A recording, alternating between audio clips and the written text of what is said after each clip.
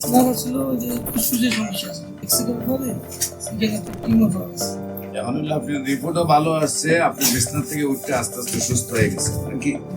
সম্মানিত দেশবাসী, ওনার সম্পূর্ণ রিপোর্ট ভালো আসছে, একেবারে বিছানায় ছিলেন, এখন আল্লাহর রসের সমতে আমাদের সামনে বসা। আসসালামু আলাইকুম ওয়া রাহমাতুল্লাহি ওয়া বারাকাতুহু। সম্মানিত দেশবাসী, আমি cancer specialist doctor SM Sarwar.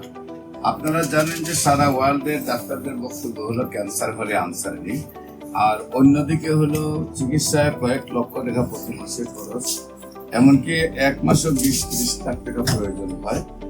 বছরে কোটি টাকা চিকিৎসার প্রয়োজন হয়, আবার রুগীরা ধীরে ধীরে আস্তে আস্তে মারা যায়। এমনই একজন মরণ বিধি রুগী আমার সামনে বসা, যিনি সম্পূর্ণরূপে সুস্থ। আমরা রিপোর্ট করেছি, রিপোর্টে সম্পূর্ণরূপে সুস্থ আসছে। ওনার বিশেষ করে ক্যান্সারের রিপোর্ট গুলো সম্পূর্ণ রিপোর্ট একদম নর্মাল আসছে।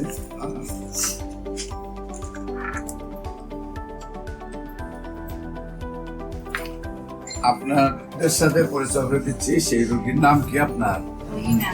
রহিমা আক্তার। আপনার গ্রাম? ফেনী। আপনার স্বামীর নাম কি? লিয়াকত আলী। আপনার উনি কি হন? আপনার স্বামী, ওনার নাম হলো লিয়াকত আলী। আপনার গ্রামের বাড়ি? গ্রাম ফুলগাছি। ফুলগাছি থানা না, গ্রামের নাম কি? গ্রামের নাম হলো বশিকপুর। আর পোস্ট অফিস? পূর্ব বশিকপুর। আর থানা? ফুলগাছি, জেলা ফেনী। আপনার ফেনীর মানুষ।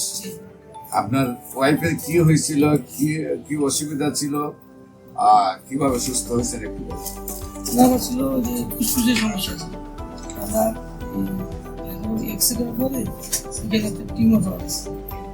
ওই টিউমার থেকে ব্যথা হয়েছে, ব্যথা হওয়ার পরে ওই জায়গায় ডাক্তারে সিটি স্ক্যান করেছে, বায়োপসি করেছে, ওটার ভিতরে ক্যান্সার ধরা পড়েছে। তারপরে শারীরিক অবস্থা কি এমনই ছিল? শারীরিক অবস্থা এরকম না, ওই সময় তো ব্যথা আসলে। আপনি তো আস্তে আস্তে অসুস্থ হইতে হইতে বিছানায় পড়ে গেছিলেন। 3 মাস পরে ওষুধ খাওয়া আপনি একবারে বিছানা থেকে উঠতে পারতেন না। এখন হলো আপনি রিপোর্টও ভালো আসছে, আপনি বিছানা থেকে উঠতে আস্তে আস্তে সুস্থ হয়ে গেছেন নাকি? সম্মানিত দেশবাসী, ওনার সম্পূর্ণ রিপোর্ট ভালো আসছে, একেবারে বিছানায় ছিলেন, এখন আল্লাহর রসের সমতে আমাদের সামনে বসা। আপনাদের কাছে দোয়া চাই, উনি যেন আজীবন সুস্থ থাকেন, দুঃখ যেন ফিরে না আসে।